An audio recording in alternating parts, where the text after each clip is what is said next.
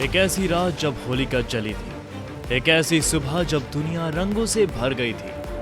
क्या आप जानते हैं कि होली की शुरुआत एक श्राप से हुई थी और एक समय था जब होली खेलना मना था, जब हिरण्यकश्यप बना देवताओं का दुश्मन।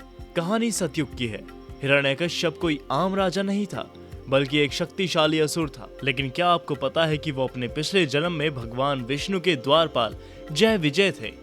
दरअसल उसने अपने घमंड में भगवान ब्रह्मा के 4 मानस पुत्रों का अपमान कर दिया था और इसी वजह से उसे श्राप मिला कि वो 3 जन्म तक असुर बनेगा और हर जन्म में भगवान विष्णु के हाथों मारा जाएगा। यही कारण था कि वो अगले जन्म में हिरण्यकश्यप और उसका भाई हिरण्यक्ष बना। जब हिरण्यकश्यप का भाई भगवान विष्णु से टकराया, हिरण्यकश्यप और हिरण्यक्ष दोनों ही महर्षि कश्यप और दीति के पुत्र थे। कहते हैं कि दीति ने अनुचित समय पर महर्षि कश्यप से संबंध बनाए थे, जिसके कारण उनके पुत्र राक्षसी प्रवृत्ति के पैदा हुए। हिरण्यक्ष का घमंड इतना बढ़ गया कि उसने पूरी पृथ्वी को समुद्र में डुबो दिया। लेकिन भगवान विष्णु भी चुप बैठने वालों में से नहीं थे। उन्होंने वराह अवतार लिया और हिरण्यक्ष का वध कर दिया। अब हिरण्यकश्यप का गुस्सा 7वें आसमान पर था। उसने ठान लिया कि वो भगवान विष्णु से बदला लेकर रहेगा। हिरण्यकश्यप का अभिशापी वरदान।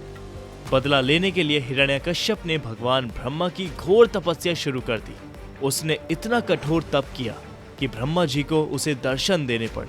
अब हिरण्यकश्यप कोई मामूली वरदान थोड़ी मांगने वाला था। उसने एक ऐसा वरदान मांगा जिससे उसकी मौत असंभव हो जाए। ना किसी इंसान से मरूं, ना किसी पशु से, ना दिन में मरूं ना रात में, ना घर के अंदर ना बाहर, ना जमीन पर ना आसमान में, और ना ही किसी अस्त्र शस्त्र से मारा जाऊं। अब हिरण्यकश्यप तो अमर हो गया था। उसने देवताओं को हराकर स्वर्ग पर कब्जा कर लिया और खुद को भगवान मान बैठा। उसने अपने राज्य में विष्णु भक्ति पर भी रोक लगा दी। जब भक्त प्रहलाद ने अपने पिता को चुनौती दी। अब यहाँ ट्विस्ट आता है।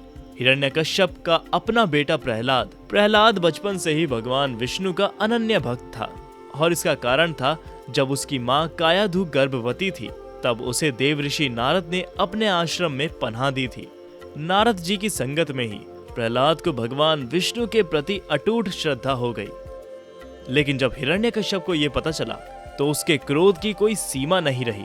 उसने प्रहलाद को विष्णु भक्ति छोड़ने के लिए कई बार समझाया, डराया, धमकाया, लेकिन प्रहलाद टस से मस नहीं हुआ। हिरण्यकश्यप की सारी साजिशें नाकाम। अब हिरण्यकश्यप ने अपने ही बेटे को मरवाने के लिए कई हथकंडे अपनाए।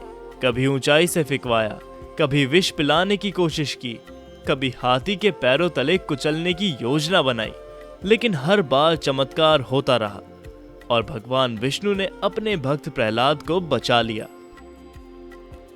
होलिका की साजिश और होलिका जन्म। आखिर में हिरण्यकश्यप ने अपनी बहन होलिका को बुलाया, जिसे यह वरदान था कि अग्नि उसे जला नहीं सकती।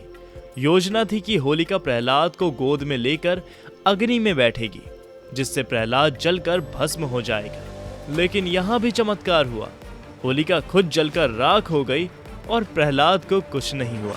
इस घटना की याद में आज भी होलिका दहन किया जाता है, जो ये संदेश देता है कि बुराई कितनी भी ताकतवर क्यों ना हो, जीत हमेशा अच्छाई की ही होती है।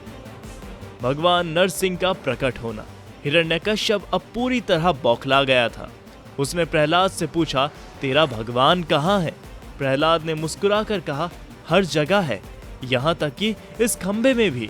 गुस्से में आग बबूला होकर हिरण्यकश्यप ने खंबे पर वार किया और उसी पल भगवान विष्णु नरसिंह अवतार में प्रकट हुए।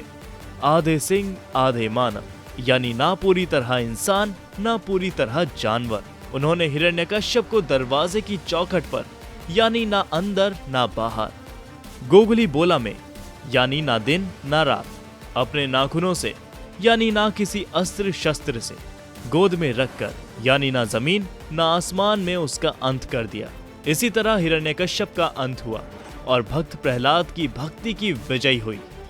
इस जीत की खुशी में पूरे राज्य ने रंगों से खेलना शुरू किया और तभी से होली रंगों का त्योहार बन गया। आज भी भारत में अलग अलग जगहों पर होली के अलग अलग रूप देखने को मिलते हैं। बरसाने की लठमार होली, मथुरा वृंदावन की फूलों वाली होली, पंजाब का होला मोहल्ला, महाराष्ट्र की रंग पंचमी। होली का असली संदेश ये है, बुराई कितनी भी शक्तिशाली क्यों ना हो, लेकिन जीत हमेशा सच्चाई और भक्ति की ही होती है। तो इस बार होली खेलें, लेकिन सिर्फ रंगों से नहीं, बल्कि अच्छे विचारों और सच्चाई के रंगों से भी।